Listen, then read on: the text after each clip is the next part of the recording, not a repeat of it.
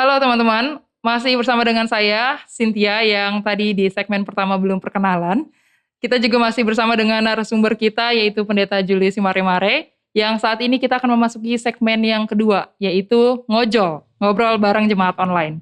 Jadi di segmen ini, Bapak narasumber kita, Pendeta Julius, akan menjawab pertanyaan dari teman-teman yang sudah diberikan melalui sosial media HKBP, yaitu di Instagram, TikTok, dan juga Twitter. Nah, kita langsung saja ya Pak untuk mempersingkat waktu. Kita masuk ke pertanyaan yang pertama. Itu dari Ishak Pandiangan. Shalom Amang Inang, saya mau masukkan atau saran. Hal apa saja yang harus diperhatikan ketika ingin memasuki bahtera rumah tangga? Terima kasih. Silakan Pak. Baik, kepada Saudara Ishak Pandiangan ya, memang yang harus dipersiapkan tentu adalah bagaimana kita mengantisipasi kehidupan yang sebelumnya sendirian itu akan berubah ketika kita memiliki orang lain yang berada sangat dekat dengan kita dan mendampingi kita.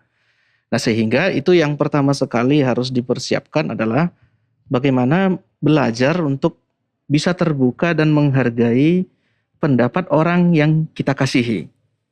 Dan tentu yang menjadi penengah juga kalau misalnya kita menyadari nanti akan ada perbedaan-perbedaan pandangan, pemikiran, kita harus selalu mengingat kasih Kristus akan selalu bisa menjadi dasar kita untuk memediasi perbedaan-perbedaan tersebut. Lalu kalau kita berbicara tentang kehidupan sehari-hari, ya memang kita tidak bisa menutup mata bahwasannya semua keluarga harus juga mempertimbangkan kemampuannya untuk mensupport kebutuhan hidup mereka. Artinya kalau ingin memiliki rumah tangga, harus ada juga kesiapan untuk mencari nafkah, harus ada kesiapan untuk bisa bertanggung jawab terhadap kebutuhan-kebutuhan yang diperlukan di dalam rumah tangga. Tetapi bukan berarti bentuk tanggung jawab itu ya harus sudah miliuner dulu, bukan berarti harus jadi sultan dulu baru berpikir Mobil Ferrari tentang dulu ya mobil Pak. Ferrari dulu, bukan. Di dalam kesederhanaan kita bisa hidup berkecukupan. Itu saya pikir yang perlu dipersiapkan dalam mau memasuki bahtera rumah tangga itu. Itu penting ya Pak. Tidak bisa makan dari cinta kalau kata orang zaman dulu ya Pak ya. Cinta tidak bisa kasih kita kekenyangan. Oke, kita lanjut ke pertanyaan selanjutnya Pak. Dari netizen TikTok, Deborah Pangaribuan. Tolong jelaskan bagaimana sahnya sebuah perceraian menurut Alkitab. Oh, saya pikir mungkin ini penting tapi mungkin kita mengetahuinya bersama. Silakan Pak dijawab saja. Baik, secara khusus Gereja HKBP dalam menghayati Alkitab sendiri tiba pada kesimpulan dan sikap bahwasannya perceraian itu tidak diterima untuk dilakukan oleh pengikut-pengikut Kristus. Sehingga kalau kita berbicara tentang sahnya sebuah perceraian, ya referensi Alkitab sebenarnya dan sikap Gereja HKBP sampai hari ini tidak punya dasar apapun yang bisa melegalkan atau mensahkan perceraian itu. Jadi sampai saat ini belum bisa memberikan referensi itu karena dari penghayatan kita terhadap Alkitab, justru praktek perceraian di zaman Perjanjian Baru itu dengan tegas dikritisi oleh Yesus sendiri.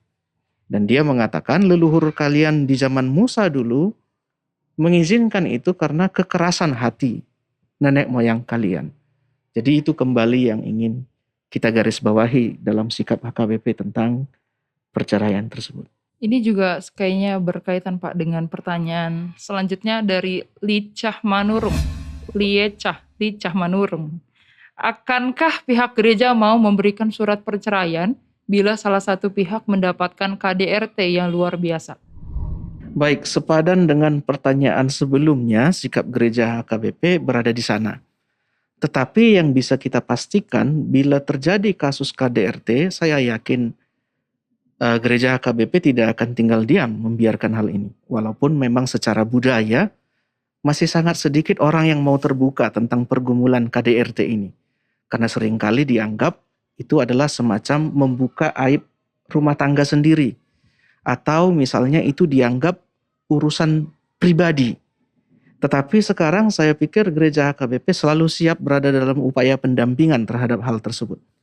Tetapi kalau misalnya kita berbicara tentang apakah dengan demikian gereja HKBP akan menyarankan perceraian, ini masih berada dalam pergumulan yang berat karena HKBP sampai hari ini tidak berada dalam sikap menyetujui perceraian, tetapi melindungi para korban KDRT semampu dan sedapat mungkin. Itu mungkin yang bisa dilakukan, termasuk juga pendampingan-pendampingan yang tidak hanya bersifat rohani, tapi saya pikir juga pendampingan-pendampingan yang bisa saja mengarah kepada pendampingan hukum. Karena tentu saja ini berkaitan dengan yang tadi dikatakan di segmen pertama ya Pak, bahwa pernikahan ini bukan keinginan kita saja teman-teman, bukan karena aku suka dengan si dia, tetapi ini adalah dorongan dari Allah itu sendiri. Ini merujuk juga dari apa yang dikatakan dalam Alkitab. Kalau teman-teman belum tahu apa yang tadi dibahas di segmen 1, silakan tonton dulu di segmen 1. Ya, kita lanjut ke pertanyaan selanjutnya tentang masih dari netizen TikTok, dari Dos. Di mana jodohku? Aduh, ini kayaknya pertanyaan paling berat ini Pak. Dos, nanti kita sama-sama berdoa ya. Tidak usah kita tanya kepada narasumber kita, tapi kita sama-sama bertanya di mana jodoh kita kepada Tuhan. Jangan kepada kita dulu ya, tapi pertama-tama kepada Tuhan. Kita langsung skip aja, lanjut ke pertanyaan selanjutnya dari Mr. Paung. Oh, ini mungkin Mr. Marpaung ini, tok saya ya. Shalom, apakah di HKBP atau gereja lain bisa memberkati sepasang kekasih yang dimana wanitanya itu sudah hamil duluan? Terima kasih. Silakan Pak. Baik, saya mungkin tidak bisa menjelaskan bagaimana sikap gereja yang lain, tetapi yang bisa saya coba jelaskan adalah posisi HKBP selama ini, yaitu ketika situasinya sudah tidak lagi 2 orang yang akan diberkati, melainkan sudah hampir 3, disitulah letak persoalan dasar dari sisi penghayatan iman HKBP terhadap apa itu perkawinan berdasarkan Alkitab. Karena kalau kita berbicara tentang konsep Alkitabiah ya, perkawinan itu secara sederhana dirumuskan sebagai seorang laki-laki yang akan meninggalkan keluarga dan orang tuanya untuk bersatu dengan seorang perempuan, sehingga mereka akan menjadi satu daging. Nah, sehingga rumusan pemberkatan itu juga harus selalu kita ingat ya, selain berkat imamat itu ya, itu biasanya ketika mempelai laki-laki dan perempuan nanti bersimpuh lalu diberkati. Tetapi sebelumnya itu ada bagian di mana mempelai laki-laki dan perempuan saling berjabatan tangan, saling memberikan tangan kanannya ya, sehingga sambil dalam posisi berjabatan tangan itulah tangan mereka digenggam juga oleh liturgis sebagai bentuk pemberkatan juga, yaitu dengan rumusan yang menyatakan apa yang sudah dipersatukan oleh Tuhan Allah tidak boleh diceraikan oleh manusia. Nah, persoalan penghayatan imannya ini muncul di sana. Ketika kita berbicara proses bersatunya seorang laki-laki dan perempuan secara biologis, biasanya bermuara kepada kehamilan. Sementara rumusan tadi Tuhan Allah baru memberi restu ya, supaya mereka dipersatukan. Atau dalam bahasa yang lebih sederhana, bagaimana sikap dan bagaimana kita mencari referensi Alkitabiah untuk sebuah situasi di mana laki-laki dan perempuan yang datang ke hadapan Allah sudah bersatu duluan. Bukan Tuhan yang mempersatukan mereka. Disitulah letak kesulitan untuk memperdamaikan antara kesaksian Alkitab yang bisa ditemukan oleh HKBP dengan kejadian yang kita sebutkan tadi. Itulah sebabnya memang sampai hari ini ya, yang dalam kasus sudah hamil duluan itu memang tidak bisa diberkati di HKBP. Sangat jelas Pak. Pertanyaan selanjutnya dari Cinta Rosa. Shalom Min, apakah kira-kira perjanjian pranikah perlu di pernikahan Kristen Min? Perjanjian pranikah Pak. Baik, saya punya dugaan mungkin perjanjian pranikah yang dimaksud adalah bentuk perjanjian legal yang dilakukan di depan notaris, dan itu biasanya umum dipraktikkan sebenarnya di negara-negara lain ya, tapi saya kurang tahu mungkin di Indonesia ini juga sudah menjadi bagian yang mulai dilakukan oleh pasangan-pasangan yang akan menikah. Perjanjian pernikah ini biasanya berisi tentang syarat-syarat dan ketentuan yang bersifat hukum. Apa nanti yang harus dipenuhi oleh kedua belah pihak ini bila satu saat pernikahan mereka mengalami ancaman untuk bercerai. Nah, tentu kalau berbicara tentang hal ini ya agak rumit juga ya, karena seolah-olah kalau kita mengantisipasi akan adanya nanti satu saat perceraian, sementara gereja HKBP sendiri berada dalam posisi teologis tidak mengizinkan dan tidak menyetujui perceraian, sebenarnya hal ini menjadi sesuatu yang tidak begitu dibutuhkan.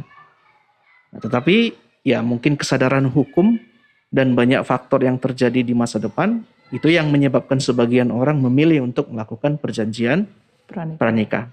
Tetapi secara pribadi saya sendiri dari penghayatan iman saya berpikir kalau kita benar-benar sudah berada di dalam penyerahan diri kepada Tuhan, saya pikir faktor ini bukanlah sebuah hal yang perlu ya Pak, yang penting dan yang harus dimiliki setiap pasangan yang mau menikah secara Kristen. Karena tidak ada keinginan untuk berpisah ya Pak. Iya. Seharusnya seperti itu. Iya. Oke. Kita lanjut ke pertanyaan berikutnya. Dari Ito Marga Lubis atau Kakak Boru Lubis ya. Shalom admin, mau tanya kalau sudah mau pemberkatan di gereja tiba-tiba ada yang datang dengan alasan keberatan. Apakah dilanjut atau digagalkan? Oh, ini mirip seperti yang tadi sudah dibahas di segmen 1 Pak. Mungkin mau dijawab singkat saja, boleh Pak? Ya, saya pikir gereja selama ini juga gereja HKBP selalu berada dalam posisi bersedia memediasi. Karena kembali ya perkawinan itu akan dilangsungkan pemberkatannya bila terjadi di dalam landasan kasih dan juga kejujurannya. Jadi kalau kita ingat kembali ada tadi proses dari mertupel sampai pemberkatan pernikahan lebih kurang 2 minggu. Di situ sebenarnya waktu yang terbuka ya, yang lebih luas lagi. Tapi kalau seandainya pas di hari pemberkatan pernikahan datang pihak yang keberatan, saya pikir sikap yang sudah ditempuh HKBP sampai saat ini yang saya tahu adalah selalu terbuka untuk memediasi. Jadi harus selalu dulu tuntas dulu persoalan tadi, barulah nanti itu dilanjutkan. Hanya memang persoalannya apakah itu akan berlanjut pada hari itu juga, tetapi umumnya itu yang terjadi ya, setelah tercapai kata sepakat, pemberkatan pernikahan itu berlangsung di hari itu juga. Tetapi bila tidak, ya mungkin terpaksa terjadi penundaan. Atau bahkan mungkin bisa jadi terjadi sampai digagalkan. Bila ternyata seandainya tidak selesai ya Pak. Ada informasi-informasi dasar misalnya seperti hubungan yang belum tuntas. Misalnya salah satu dari pasangan tersebut ternyata terbukti masih dalam status pernikahan yang sah dengan orang lain, nah itu memang pasti itu gereja akan mengambil sikap untuk tidak melanjutkan pemberkatan pernikahan. Berarti tergantung dengan case-nya itu sendiri ya Pak. Jika possible masih bisa diselesaikan maka akan dipending saja. Tetapi jika ada masalah yang sangat kompleks dan memang tidak bisa, maka akan digagalkan. Pertanyaan selanjutnya Pak, masih dari netizen TikTok, dari Bubut Q, oke. Shalom Kak, sharing dong. Kalau menurut kakak bisa nggak sih bidan pasangannya sama guru Huria? Wah, ini langsung pertanyaan sangat spesifik nih Pak. Jawabannya bisa atau tidak nih Pak? Atau jangan-jangan tidak bisa karena nanti mungkin guru Hurianya takut disuntik atau bagaimana Pak? Ya saya tahu para guru Huria sepanjang masih lajang pasti bersedia. Iya. Berarti syaratnya yang penting guru Hurianya masih lajang ya? Masih lajang. Oke. Itu ya Bubut Q, yang penting kalau guru Hurianya masih lajang boleh digaskan saja. Oke, kita pertanyaan selanjutnya. Dari netizen Instagram, @ruth_aprianti. Bagaimana pihak gereja tentang pernikahan yang ditunda dikarenakan orang tua yang belum setuju? Pernikahan yang ditunda dikarenakan orang tua yang belum setuju. Ini mungkin ada banyak alasan ya Pak, mengapa harus ditunda. Tetapi bagaimana nih Pak, gereja HKBP secara khususnya terkait dengan hal ini? Dalam tahapan-tahapan yang dilakukan di gereja HKBP biasanya sejak martupol di situ sudah diperiksa ya kelengkapan dari pihak-pihak yang diharapkan hadir memberikan informasi, yaitu para calon mempelai tadi yang laki-laki dan perempuan, pihak keluarganya dalam hal ini orang tua atau wali mereka. Tetapi tidak cukup hanya di situ, tetapi juga akan ada dari utusan parhalado atau penatua mereka dari gereja asalnya. Jadi betul-betul di situ ingin dipastikan kalau sudah tiba di tahapan martupol, seharusnya masalah restu itu sudah tuntas seharusnya. Tetapi bila sampai terjadi pun saya pikir itu akan dimediasi oleh gereja. Nah, sehingga saya sendiri kurang begitu memahami pertanyaan dari Saudari Ruth. Apakah maksudnya mungkin ada pasangan yang sudah berencana nikah di tahun 2022, tetapi karena restu orang tua sehingga mereka terpaksa harus menundanya. Tidak hanya sampai tahun 2023, bahkan mungkin terpaksa sampai ke batas waktu yang belum bisa ditentukan. Nah itu.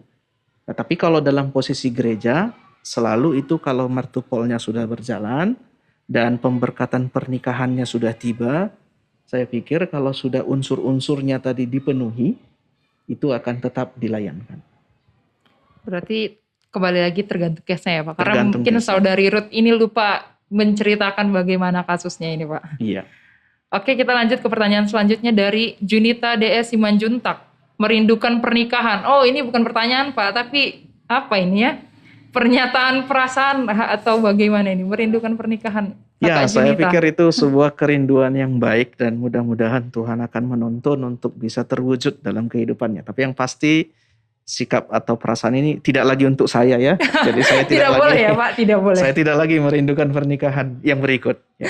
Kita lanjut ke pertanyaan berikutnya Pak dari @JF_NA70. Oh, Napi 70 ini.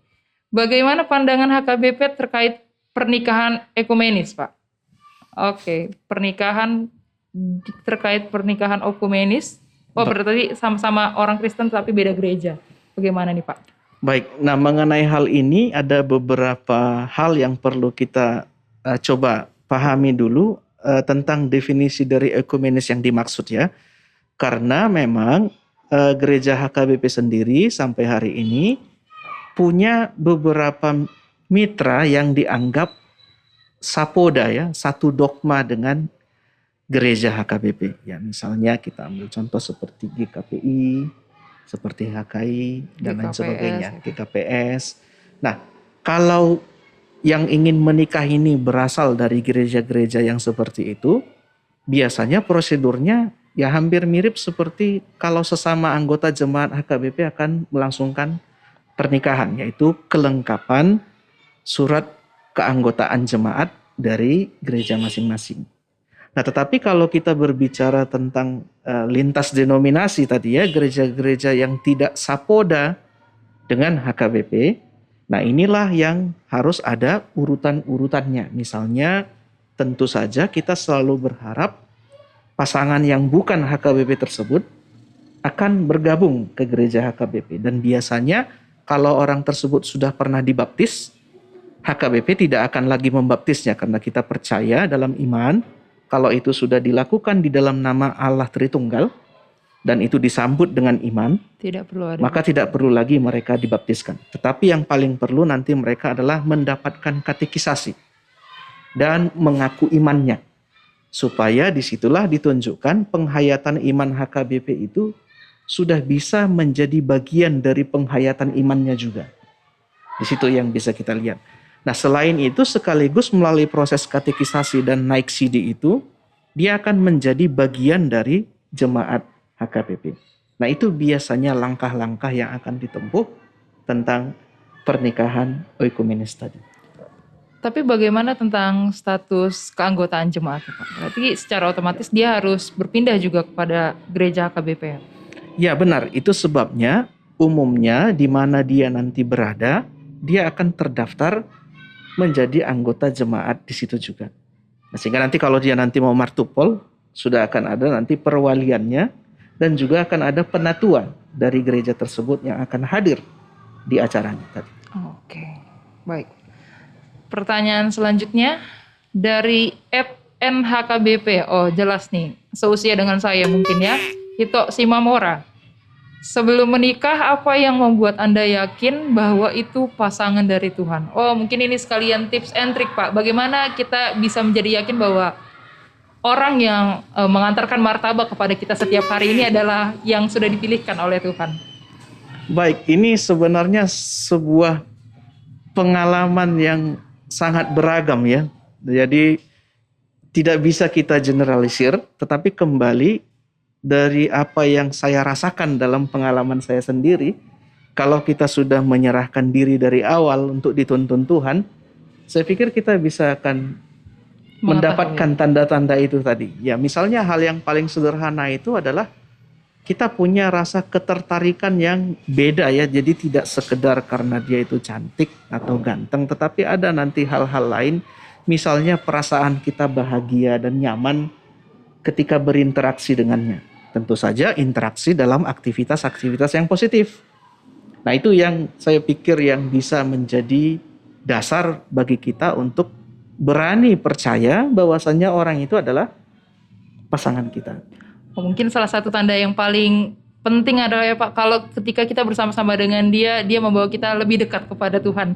Kalau sudah tidak membawa lebih dekat kepada Tuhan, ngajak bolos gereja dan sebagainya mungkin perlu dipertimbangkan ya. Benar, itu bisa menjadi salah satu indikator yang baik yang bisa kita pakai ya untuk memastikan bahwasannya kita itu akan diajak semakin dekat kepada Tuhan. Ya. Itu ya Ito Simamora, jangan lupa pertama-tama dipertimbangkan dulu Ito. Selanjutnya dari Virgo Girls, Min, mohon tag pendeta HKBP yang belum ada jodohnya. Mana tahu Rockcup dapat pendeta. Aduh, Virgo Girls ini kamu namanya Virgo Girls masih cari pendeta, tapi jangan ya yang berkaitan dengan zodiak-zodiakan ya.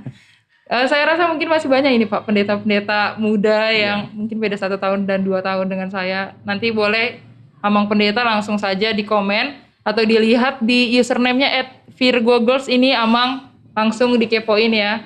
Tenang Virgo Girls, kita coba ya dari podcast ini siapa tahu Anda mendapatkan seseorang yang menjadi pasangan hidup Anda. Oke, masih ada? Oh udah selesai Pak. Mungkin itu seluruh pertanyaan yang bisa dijawab di dalam segmen kali ini. Terima kasih banyak Pak, sekali lagi kami ucapkan untuk semua jawaban, informasi yang sudah disampaikan kepada kami yang nantinya akan kami pegang di dalam kehidupan kami juga, khususnya untuk kita-kita teman-teman yang berusia menuju pernikahan. Terima kasih banyak sekali lagi Pak. Semoga selalu sehat, Tuhan memberkati. Terima kasih, Tuhan memberkati. Oke teman-teman, sekian segmen kedua kita yaitu ngojol, yaitu ngobrol bareng jemaat online. Nah, untuk teman-teman yang mungkin pertanyaannya belum dijawab di dalam segmen ini atau di dalam episode kali ini, teman-teman masih boleh bertanya nanti di dalam sosial media HKBP @kantor pusat HKBP itu di Facebook dan HKBP Pusat di Instagram, di TikTok, dan di Twitter. Jadi nanti teman-teman boleh tanya apa saja. Meskipun nanti mungkin adminnya lupa tentang temanya atau sebagainya macamnya, tapi teman-teman boleh langsung DM aja. Nanti akan kami jawab di dalam podcast-podcast selanjutnya. Nah, demikianlah untuk segmen kita kali ini. Semoga teman-teman mendapatkan insight yang baru, pengetahuan yang baru tentang gereja kita, gereja HKBP, dan semoga semakin cinta HKBP. Sampai jumpa di dalam segmen berikutnya. Shalom, Tuhan berkati semuanya. Tuhan berkati.